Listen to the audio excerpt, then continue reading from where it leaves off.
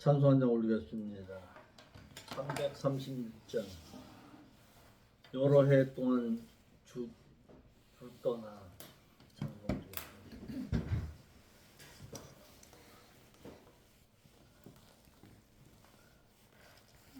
여러 해 동안 주 떠나 찬송 올리겠습니다.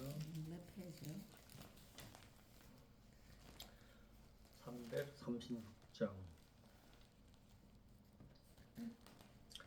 여러 해 동안 주 떠나 세상 연락을 즐기고 저 흉악한 죄에 빠져서 그 은혜를 잊었네.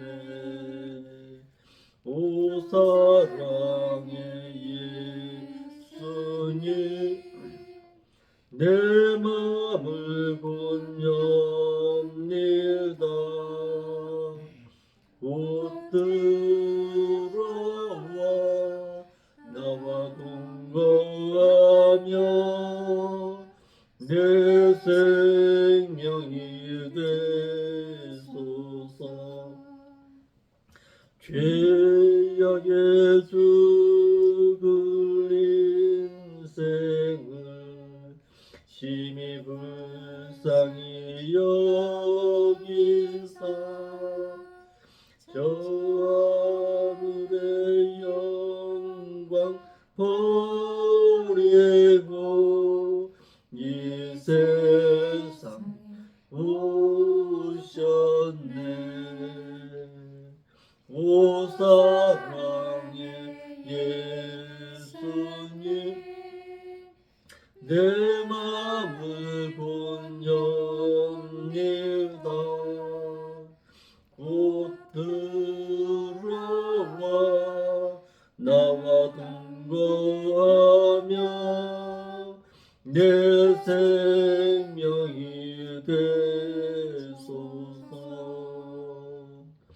공포를 입은 구주는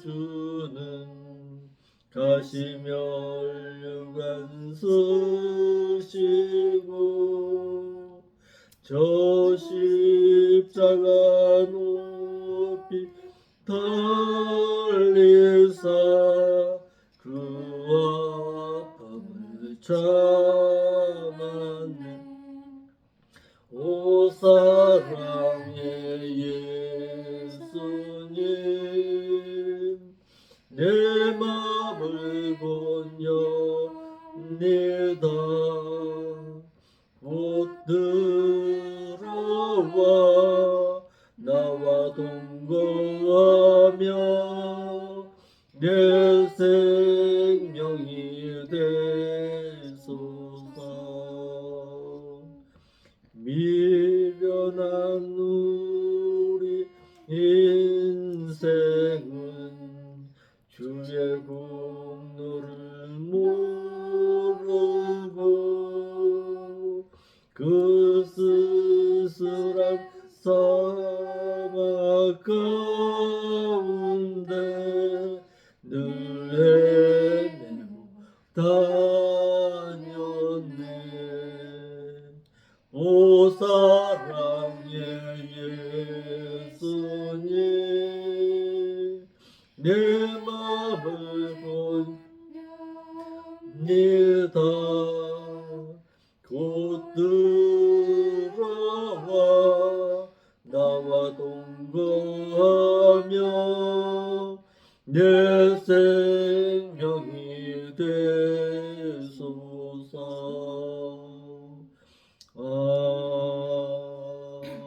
아멘. 기도 올리겠습니다. 거룩하신 아버지 하나님, 참으로 감사함을 드립니다. 죽을 수밖에 없었던 저희들을 다시금 하나님의 은혜 가운데서 구속하여 주시고 하나님의 귀한 자녀 삼아서 오늘도 하나님의 성호를 찬송할 수 있는 은총 허락하여 주심에 감사함을 드립니다. 늘 하나님의 은혜 가운데서 살아야 할 저희들이지만은 세상 염려와 세상 근심 가운데서 오늘도 살았음을 고백드립니다. 아버지 하나님, 저희들의 연약함을 보시옵시고 세상 길로 갔던 그 믿음 다시 돌이켜서 주님 앞으로 다시금 돌아올 수 있는 굳건함의 믿음의 신앙을 가지고 살 수 있도록 인도하여 주옵소서. 오늘도 귀한 말씀을 통해서 하나님의 그 깊으신 사랑을 다시금 되새기길 원하오니 말씀하여 주옵시고 그 말씀을 깨닫는 그 말씀 가운데서 저희들이 하나님의 뜻을 바로 발견하고 하나님의 그 은총 가운데서 살기를 힘쓰는 저희들이 될 때에 주께서 놀라운 복으로 함께하여 주옵소서. 무엇보다도 이제는 때가 되었사오니 죽어가는 믿음의 심령들을 위해서 하나님의 말씀을 담대하고 강하게 전하고 외칠 수 있는 심령이 될 수 있도록 인도하여 주었어. 하나님의 예배당을 다시금 간구하오니 아버지께서 정말 원하신다면 이 부족한 종을 다시금 마지막 때에 한 번 더 사용하여 주시길 원합니다. 그러나 내 뜻이 아니라 오직 하나님의 뜻 가운데서 모든 일을 행하기를 원하오니 아버지 하나님의 말씀을 담대하게 전하겠다는 그 뜨거운 마음을 하나님 다시금 불길같이 일어날 수 있도록 은총 가운데 함께하여 주시옵소서. 오늘도 귀한 말씀 전할 때에 주의 종의 입술을 주장하여 주었어. 말씀을 듣는 이들로 하여금 바르고 진실하게 깨달을 수 있도록 바로 전할 수 있는 은총도 허락하여 주옵소서. 거룩하신 예수님의 이름으로 기도합나이다. 아멘. 하나님의 말씀 보겠습니다. 하나님의 말씀은 여호수아 8장 18절부터 보겠습니다.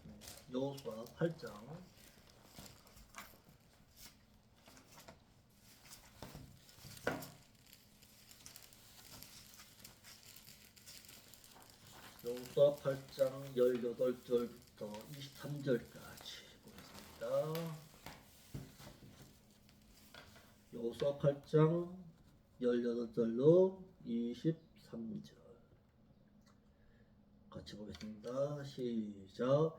여호와께서 여호수아에게 이르시되 내 손에 잡은 단창을 들어서 아이를 가르치라. 내가 이 성읍을 내 손에 주리라. 여호수아가 그 손에 잡은 단창을 들어 성읍을 가리키니 그 손을 드는 순간에 복병이 그 처소에서 급히 일어나 성읍에 달려 들어가서 점령하고 곧 성읍에 불을 놓았더라. 아이 사람이 뒤를 돌아본즉 그 성읍의 연기가 하늘에 닿은 것이 보이니 이 길로도 저 길로도 도망할 수 없이 되었고 광야로 도망하던 이스라엘 백성은 그 따르던 자에게로 돌이켰더라. 여호수아와 온 이스라엘이 그 복병이 성읍을 점령함과 성읍의 연기가 오름을 보고 다시 돌이켜 아이 사람을 죽이고 복병도 성읍에서 나와 그들을 치매 그들이 이스라엘 중간에 든지라. 혹은 이 편에서 혹은 저 편에서 쳐 죽여서 한 사람도 남거나 도망가지 못하게 하였고 아이 왕을 사로잡아 여호수아 앞으로 끌어왔더라. 아멘. 18절에 여호수아가 군호를 짜서 쫓기던 이스라엘 군사가 아이 성의 군사를 쫓았습니다.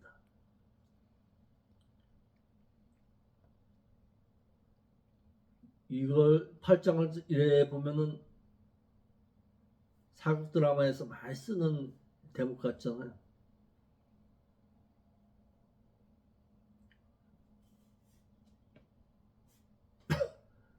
한번 봐봐요. 어떻게 이게 이런 방법을 하나님께서 일러주었는지 모르겠어요. 아이성의 군사들은 그들의 교만함에 의해 여호수아가 이끄는 군사를 광야까지 쫓아왔을 때에 여호와 하나님께서는 여호수아로 하여금 아이성을 가리켜 이를 분노로 하여 아이성 서쪽에 매복하여 있던 이스라엘의 군사들로 하여금 아이성을 점령하게끔 했습니다. 19절에 이스라엘의 군사가 아이성을 불살랐습니다. 광야로 쫓기던 여호수아가 이끄는 군사는 광야까지 쫓아온 아이성을 향해서 손을 내어 밀어서 매복하고 있던 이스라엘 군사들로 하여금 아이성을 점령하게 하여 아이성을 불살리게 하여 1차 아이성의 전쟁에서의 패전의 굴욕을 씻게 했습니다. 이와 같이 이스라엘 군사들은 자신의 생각에 의해 아이성을 점령하고자 할 때에는 패전했으나 여호와 하나님의 명령하심에 순종할 때에는 순종할 수가 있었습니다. 그러니까 가나안 땅의 전쟁은 하나님의 말씀에 얼마나 순종하느냐에 따라서 승리를 가져온다는 사실입니다. 우리의 믿음의 신앙을 여기에 견주어 볼 때에 우리에게 어떤 교훈을 남기느냐? 우리가 신앙생활을 하는 가운데 우리의 힘과 우리의 생각에 의해서 무엇을 하고자 하면은 늘 실패할 수밖에 없다. 그러나 하나님의 명령이 설사 나에게 있어서 그것이 의롭다 하지 못했다 할지라도 그 명령에 순종할 때에는 우리에게 실패가 아니라 승리를 가져오게 한다라는 사실이에요. 아멘. 이것이 8장의 아이성의 전쟁을 통해서 우리가 배울 수 있는 신앙의 교훈입니다. 너 힘으로 싸우지 말라는 거예요. 너 생각과 너 방법대로 싸우지 말고 내가 너희에게 이런 방법대로 순종하고서 싸우라는 거예요. 아멘.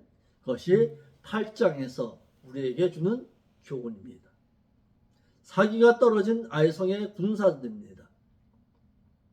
첫째로 광야까지 이스라엘 군사들은 아이성을 기워두었고 이에 이스라엘의 매복 군사들은 아이성을 쉽게 점령할 수가 있었습니다. 두 번째, 여호수아의 분노에 의해 매복되어 있던 이스라엘의 매복 군사들은 아이성을 점령하였고 이에 아이성의 군사들은 사기가 떨어졌습니다.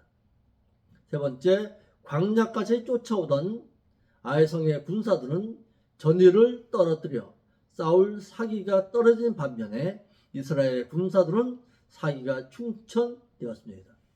그러니까 어떻게 한 거예요? 전쟁을 어떻게 벌인 거예요? 여호수아가 도망간 거예요. 여호수아가 도망가니까 아이성의 군사들이 여호수아의 군사들을 쫓아간 거예요. 쫓아갈 때에 그 틈을 타서 뒤에 매복되어 있던 이스라엘 군사들이 아이성을 불살라버린 거예요. 그러니까 한참 쫓아가다 보니까 뒤에서 불이 나거든요. 자신의 성읍들이 불이 나거든. 그러니까 이쪽으로도 못 가고 저쪽으로도 못 가고 양태 진난이 돼버린 거예요. 이스라엘 군사들이 아이성의 군사들을 죽입니다. 아이성의 군사들은 이스라엘의 전술에 빠져들어 광야까지 쫓았고 이에 여호수아는 군호를 행하기를 손을 들어 아이성을 가리킬 때에 매복하였던 3만 명의 매복 군사들은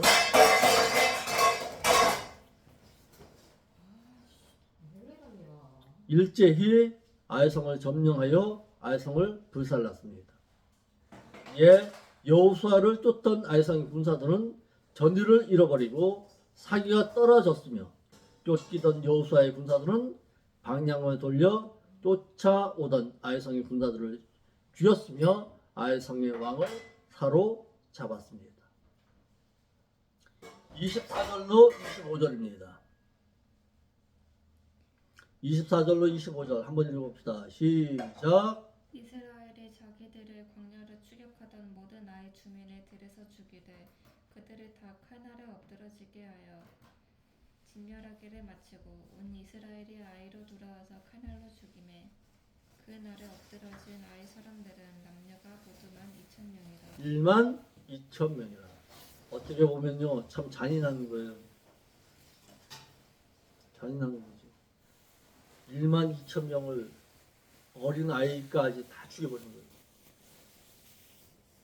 어떻게 보면 너무 잔인하지 않느냐 이렇게 말할 수도 있어요.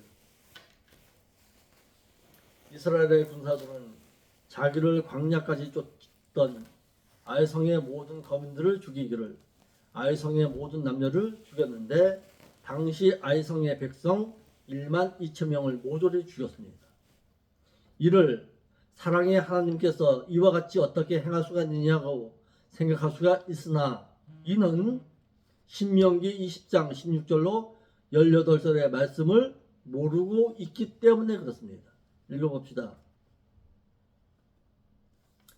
신명기 20장 16절로 18절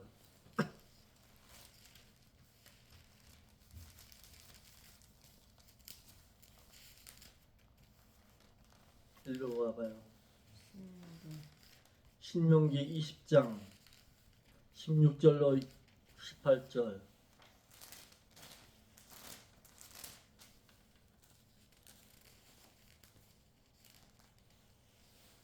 오직 내 하나님 여호와께서 내게 기업으로 주시는 이 민족들의 성읍에서는 호흡 있는 자를 하나도 살리지 말지니 예. 곧 헷 족속과 아모리 족속과 가나안 족속과 브리스 족속과 히위 족속과 여부스 족속을 내가 진멸하되 예. 내 하나님 여호와께서 내게 명하신 대로 왜? 하라. 왜? 그 이유가 거기 있다. 18절에 신들에게 행하는 모든 가증한 일로 너에게 가르쳐 본받게 하여 그렇죠. 너희로 너희 하나님 여호와께 범죄케 할까 하면 요것 때문에 그런 거예요. 18절의 말씀이 그 이유예요. 그들이 너희들과 함께 거하게 되면은 너희가 하나님을 버리고 다른 신을 섬길 수밖에 없다는 거예요. 진멸하라 할 때 진멸했어야 돼요. 그런데요, 사사기의 말씀을 읽어보면요, 하나님의 명령을 어겨버려요. 이스라엘 백성들이. 여호수아를 끝까지 한번 배우다 보면은 하나님께 이스라엘 백성들이 가나안의 7 족속을 다 몰아내야 되는데 몰아내지 않습니다. 하나님의 명령을 어겨요. 어기니까 어떻게 하는 거예요? 사사기에서 어려움을 당하게 됩니다. 이스라엘 백성들이. 그들이 사사건건 이스라엘로 하여금 하나님을 섬기지 못하게 만들어버립니다. 그러니까 여호수아의 말씀과 함께 사사기의 말씀도 같이 읽어볼 줄 알아야 합니다.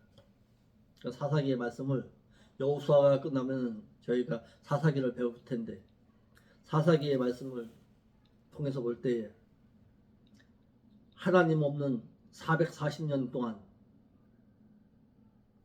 어려움 당해요. 이스라엘 백성들이. 사무엘 선지자가 태어나기 전까지 이스라엘 백성들은 하나님의 말씀을 가르치는 자가 없었습니다. 그래서 어려움 당하는 거예요. 그러면서 가나안과의 전쟁에서 그들과 함께 동거동락하고 살아갑니다. 지금도 그렇잖아요. 지금도 그때의 이스라엘 백성들이 하나님의 명령을 지키고서 가나안의 7 족속 다 몰아냈다면요, 지금 이스라엘이 모르긴 몰라도 미국보다 더 강대한 나라가 될 수 있었을 것입니다. 그런데 하나님의 명령 어기니까요. 이스라엘 백성들 가운데서 함께 살고 있는 이 족속들, 바로 헷 족속, 아모리 족속, 가나안 족속, 브리스 족속, 히위, 여부스 이 족속들이 지금도 블레셋 땅에서 그들을 갖다 괴롭히잖아요. 팔레스타인이 어느 족속들이냐면 이 남아있던 가나안의 7 족속들이거든요. 몰아내라 할 때 몰아냈어야 되는데 몰아내지 않아요.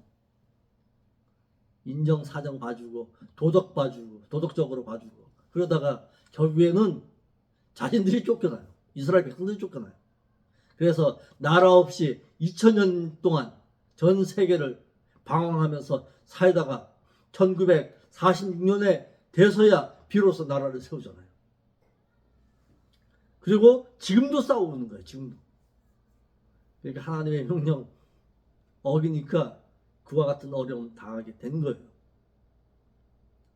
여호와 하나님께서는 모세로 하여금 가나안 7 족속과 싸워서 그 땅을 차지하게 될 출애굽 2세들에게 가나안의 7 족속과 싸울 때에는 그 성읍에서 호흡하는 모든 자는 살리지 말지니 헷 족속과 아모리 족속과 가나안 족속과 브리스 족속과 히위 족속과 여부스 족속을 진멸하되 하나님 여호와께서 명하신 대로 진멸하라고 말했습니다. 그 이유가 뭐다? 그들이 자신들이 섬기던 그 신들로 말미암아 너로 하여금 가증한 일을 행하게 하고 본받게 하여서 여호와 하나님으로 하여금 범죄케 할 것이기 때문이라고 했습니다. 하지만 이스라엘 백성들은 가나안 땅을 차지할 때에 그들의 인정에 의해 그들을 자신들의 옆에 두고 살 때에 오히려 그들로부터 쫓김바 당하고 오히려 그들의 신을 쫓는 행위를 하고 말았습니다. 볼까요? 사사기 1장 29절이에요. 그 옆에다 써놔요. 성경책 옆에다 딱 써놔요. 아예. 하나님의 명령 어기니까 어떻게 됐더라. 사사기 1장 29절 읽어봐봐요. 에브라임이 베셀에 거한 가나안 사람을 쫓아내지 못하네. 네. 가나안 사람이 베셀에서 그들 중에 거하였더라. 그들 가운데 거하여 살았더라. 같이 산 거예요. 2장 17절. 사사기 2장 17절.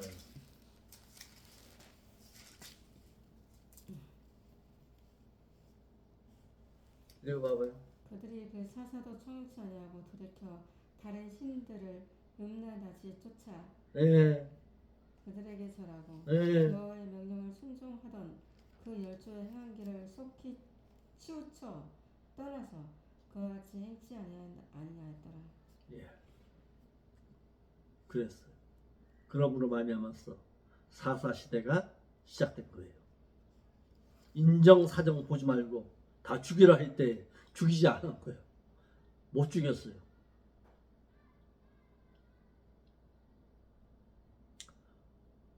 (26절입니다) 여호수아 8장 26절.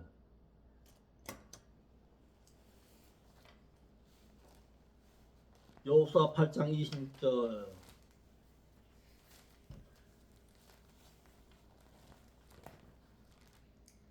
아이 주민들을 진멸하여 바치기까지 여호수아가 단창을 잡아 등손에 거두지 아니하였고 27절. 오직 그 성읍의 가축과 노력한 것은 여호와께서 여호수아에게 명령하신 대로 이스라엘이 탈취하였더라. 아이성의 물건을 탈취한 이스라엘 백성들입니다. 여호수아는 여호와 하나님께서 그에게 이르신 대로 아이성을 점령하고 여호수아 8장 2절에서 말하는 것처럼 너는 여리고와 그 왕에게 행한 것 같이 아이와 그 왕에게 행하되 오직 거기서 탈취한 물건과 가축은 스스로 취하라. 너는 성뒤에 복병할지니라 하여 아이성의 물건을 탈취하라고 했습니다. 이와 같이 아간이 여리고 성에서 물건을 취하지 아니하고 조금만 더 참았다가 아이성과의 전쟁에서 전리품을 취하였다면 그와 그의 가족도 살 수 있었을 것인데 그는 하나님께서 취하지 말라고 명한 곳에서 물건을 취함으로써 그와 그의 가족이 멸망을 당했습니다. 여호수아가 아이성 왕을 나무에 매달았습니다. 여호수아 8장 28절 29절 봅시다. 읽어봐봐요. 8장 28절 29절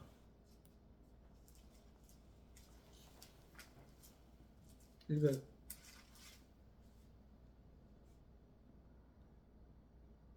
읽어요. 여호수아 8장 28절 29절 이에 여호수아가 아이를 불살라 그것으로 영원한 무더기를 만들었더니 네. 오늘까지 황폐하였으며 그가 또 아이 왕을 저녁 때까지 나무에 달았다가 해질 때 명하여 그 시체를 나무에서 내려 그 성문 어귀에 던져버리고 그 위에 돌로 큰 무더기를 쌓았더니 그것이 오늘날까지 있더라. 오늘날까지 있었더라. 여호수아는 아이성의 성읍을 불살랐으며 그 성읍은 불사르고 영원한 무더기를 만들기를 여호수아가 기록될 당시까지 그 무더기를 남겨서 이스라엘 백성들로 하여금 교훈으로 삼았고 아이성의 왕을 사로잡아 나무에 매달기를 저녁 때까지 나무에 매달았습니다. 그럼 왜 이렇게 했느냐? 신명기 21장 22절 읽어봐요.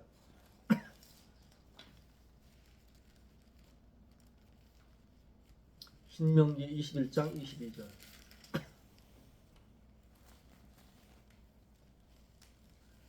사람이 만일 죽을 죄를 범함으로 누가 그를 죽여 나무 위에 달거든 나무에 매달거든 그 시체를 나무 위에 밤새도록 두지 말고 그 음. 날에 장사하여 내 하나님 여호와께서 너에게 기업으로 주시는 땅을 더럽히지 말라.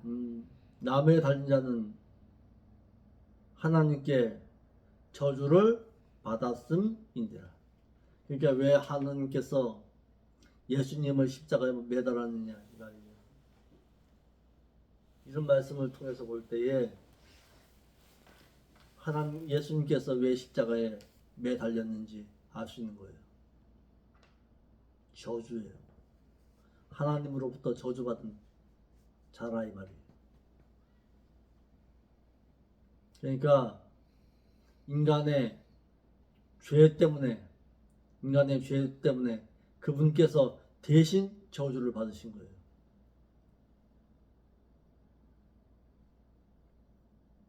여호와 하나님께서는 모세로 하여금 가나안에 들어가 거하게 될 출애굽 2세들에게 많은 사람이 죽을 죄를 범함으로 인해서 내가 그를 죽여 나무 위에 달거든 그 시체를 나무 위에 밤새도록 두지 말고 당일에 장사하여 네 하나님 여호와께서 기업으로 주신 땅을 더럽히지 말라고 했습니다. 그래서 나무에 달린 자는 하나님께 저주를 받은 자라고 했습니다. 이를 사도 바울은 뭐라고 말했는지 볼까요? 갈라디아서 3장 13절 읽어봐요. 갈라디아서 3장 13절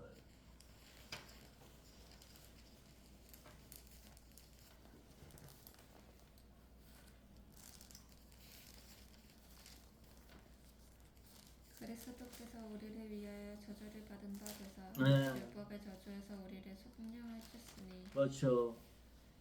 기록된 바 나무에 달린 자마다 저주 아래에 있는 자라 하였습니다. 그렇죠. 이것 때문에 예수님께서 십자가에 달려 돌아가신 거예요. 우리가 율법대로 저주를 받아야 할 그 자리에 주님께서 대신 저주를 받으시고 우리를 죄에서 속량하여 주었다고 했습니다. 아멘. 그러니까 왜 예수님께서 십자가에 죽으셨느냐? 목베임 당해서 죽을 수도 있었는데 그러면 이렇게 얘기해 줄 줄 알아야 돼요. 갈라디아서 3장 13절 말씀처럼 그 율법의 저주 가운데서 내가 죽어야 하는데 내 주님께서 대신 죽어 주셨습니다. 그래서 그분께서 나 때문에 대신 십자가에서 죽으신 것입니다. 라고 말할 수 있어야 돼요. 아멘.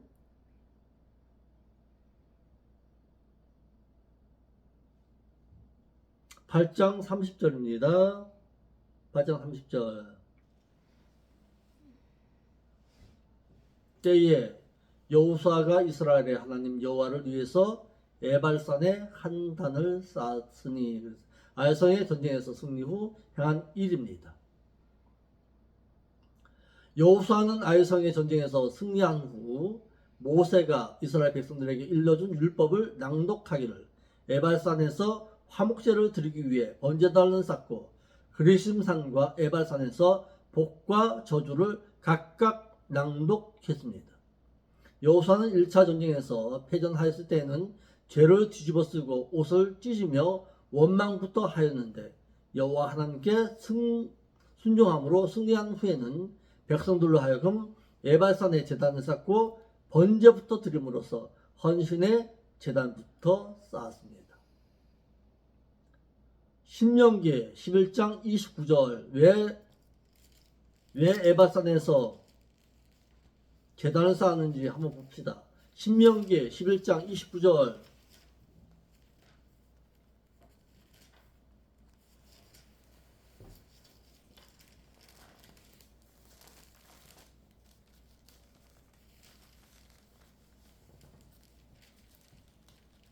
신명기 11장 29절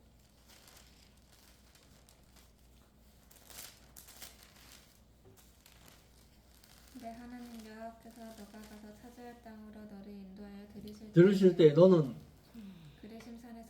그리심산에서 축복의 말씀을 선포하고 에벨산에서 저주를 선포하라. 그러니까요. 자, 그렇다면 목회자는 어떻게 해야 되느냐? 복과 저주의 말을 동시에 선포할 수도 있어야 합니다. 아멘? 그런데 오늘날 목사들은요, 뭐만 선포해요? 복의 말씀만 선포하는 거예요.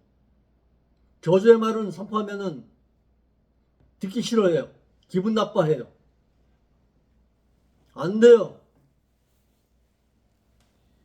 복의 말씀도 선포할 줄 알아야 되고 저주의 말도 선포할 줄 알아야 돼요. 여기에 대해서 내일 하겠습니다. 목회자라면 어떤 말씀을 선포해야 되느냐? 내일 이 시간에 여호수아 8장 30절부터 다시금 강론하겠습니다. 기도하겠습니다. 아버지 하나님 참으로 감사를 드립니다. 오늘도 저희들에게 귀한 하나님의 말씀을 통해서 우리에게 놀라운 하나님의 뜻을 일러주시니 감사를 드립니다. 하나님의 말씀에 절대적으로 순종할 때에 이스라엘 백성들은 승리할 수가 있었습니다. 우리의 믿음의 신앙도 늘 하나님의 말씀을 순종할 때에 승리의 기쁨을 맛보며 살 수 있는 은총 허락하여 주시옵소서. 거룩하신 예수님의 이름으로 기도합나이다. 아멘. 하늘에 계신 우리 아버지여, 이름이 거룩히 여김을 받으시오며 나라가 임하옵시며 뜻이 하늘에서 같이 이 땅에서도 이루어지이다. 오늘날 우리에게 일명을 주옵시고 우리가 우리에게 죄진 자를 용서해 준 것만큼 우리의 죄도 용서하여 주옵시고 우리를 세상 죄악에 물들이지 말게 하옵시고 다만 악한 세력에서 우리를 구원하여 주옵소서. 대개 나라와 권세 영광이 아버지 앞에 영원히 있사옵나이다.